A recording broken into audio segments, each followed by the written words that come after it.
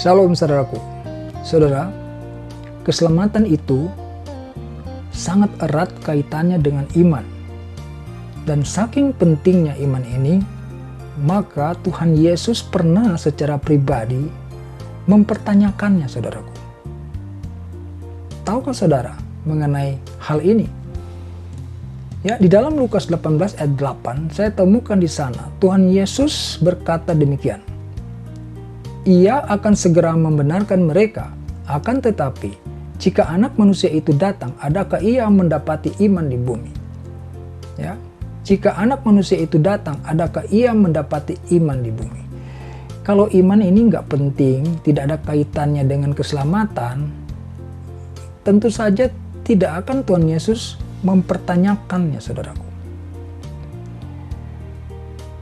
Bahkan orang yang salah memaknai mengenai iman itu dikategorikan sebagai orang bebal, saudaraku. Yang mengatakan bebal ini adalah bukan saya, tapi Yakobus, saudaraku.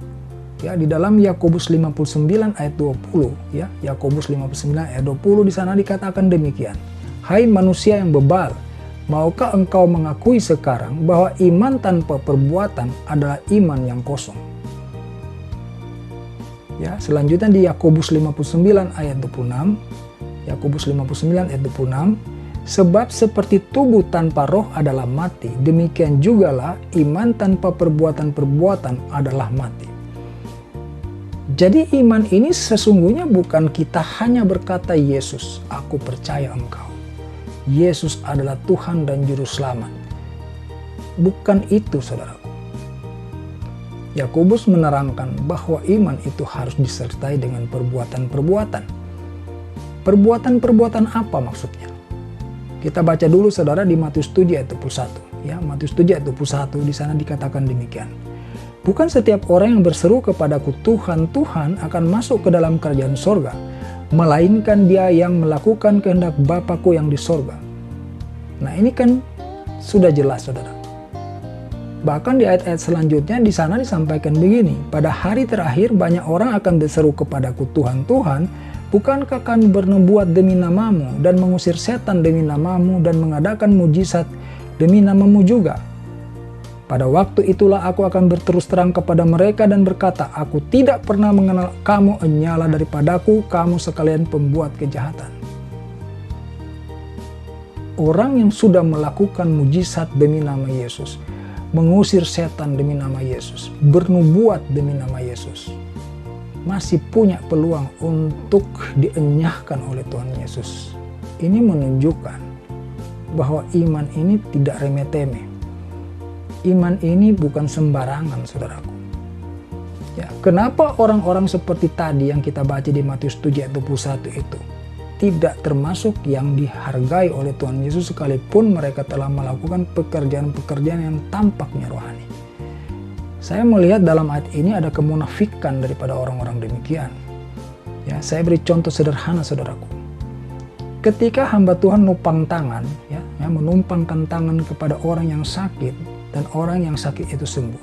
Kesembuhan itu yang buat adalah Tuhan Yesus, bukan hamba Tuhan itu. Berarti kan hamba Tuhan ini bisa saja di dalam sikap iman dia itu melenceng.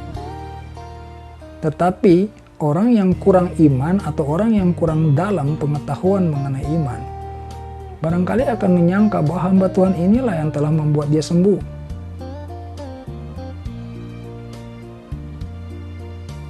Nah, kalau banyak orang yang tidak memahami mengenai ini, tentu saja hamba Tuhan tersebut akan dapat menggunakan situasi seperti itu untuk hal-hal yang menguntungkan diri sendiri atau mencari popularitas dan lain sebagainya, yang bersifat tidak melakukan lagi perintah-perintah firman Tuhan. Nah, kembali lagi bahwa kita menemukan fakta bahwa beriman itu bukan cuma berkata saya percaya Yesus. Ya, di dalam Yakobus 2 ayat 19 di sana disampaikan, engkau percaya bahwa hanya ada satu Allah saja, itu baik, tetapi setan-setan juga percaya akan hal itu dan mereka gemetar. Jadi kalau cuma berkata saya percaya kepada Yesus ya sebagai Tuhan dan Juru Selamat, tadi kita barusan baca, setan juga percaya. Bahkan mereka bukan cuma sebatas percaya, mereka gemetar dalam kepercayaan mereka itu. Ya, saya juga mendengarkan ada agama lain yang mereka bilang mereka juga percaya, beriman bahwa Yesus itu adalah nabi. Itu bukan iman yang dibutuhkan oleh Tuhan Yesus untuk agar mereka selamat, saudara. Itu salah ya. Yang dibutuhkan oleh Tuhan Yesus adalah iman, perbuatan-perbuatan yang didasarkan pada perintah-perintah firman Tuhan. Setiap perintah-perintah firman Tuhan yang kamu dan saya lakukan, itulah wujud iman yang sesungguhnya. Misalkan contoh ya saudara, ada firman Tuhan yang berkata, jangan kamu membalas kejahatan dengan kejahatan. Ya, berdoalah bagi musuhnya, berkatilah mereka. Berilah seterumu makan, beri minum, ya toh. Nah, kalau kita melakukan perintah firman Tuhan ini, itulah yang disebut kita orang beriman. Ya, jangan cinta uang. Cinta uang itu akar segala kejahatan. Tetapi yang kita butuh setiap hari, ya, hanyalah uang dan uang. Kenyamanan hidup kita itu berdasarkan uang, bukan lagi berdasarkan damai sejahtera dan sukacita yang daripada Tuhan. Ya, mengejar hal-hal duniawi jauh lebih kuat daripada mengejar perkara-perkara surgawi, saudaraku. Ya, kalau mengenai belajar, ya, sekolah tinggi, berebut orang, mencari posisi tertinggi, ya, jenjang tertinggi dari sebuah pendidikan. Tetapi kalau membaca firman Tuhan dan melakukannya, apakah sama kuatnya ambisi tersebut? Jadi saudaraku, mari kita sadari, Tuhan Yesus sudah mempertanyakan hal ini saudaraku secara pribadi. Berarti ini sangat penting. Jangan kita sampai tidak menemukan keselamatan hanya gara-gara kita salah memahami mengenai iman ini. Ya, iblis pun tahu bahwa iman itu menentukan keselamatan seseorang. Maka diajarkanlah ya segala macam konsep mengenai iman yang tidak sebenarnya sesuai dengan apa yang firman Tuhan maksudkan. Supaya kita itu tidak memperoleh keselamatan, kita hanya merasa sebagai orang beriman. Tetapi pada hakikatnya kita bukanlah pelaku-pelaku firman Tuhan yang sesungguhnya.